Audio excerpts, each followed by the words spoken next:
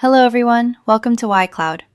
If you're using WhatsApp for marketing, one common challenge is how to deliver the right message to the right customer at the right time. In this video, we'll look at how YCloud Campaign helps you achieve more effective outreach. At a high level, YCloud Campaign is designed for scalable marketing, helping businesses reach customers at different stages and continuously optimize conversion performance. Starting with audience targeting, you can define your audience in multiple ways: segment by tags and behavior, filter by contact attributes, exclude users who have already been reached, or upload Excel lists, ensuring every campaign reaches the right people. On top of that, Campaign enables flexible message creation. With templates and custom designs, along with dynamic variables, buttons, images, and videos, every message feels personalized. Not just a broadcast, but a meaningful interaction.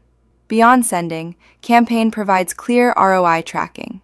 You can measure performance with real data across the entire funnel, from delivery to replies to conversions. Failed messages are automatically categorized with optimization insights to improve future campaigns. In practice, launching a campaign is simple and intuitive, requiring no complex training.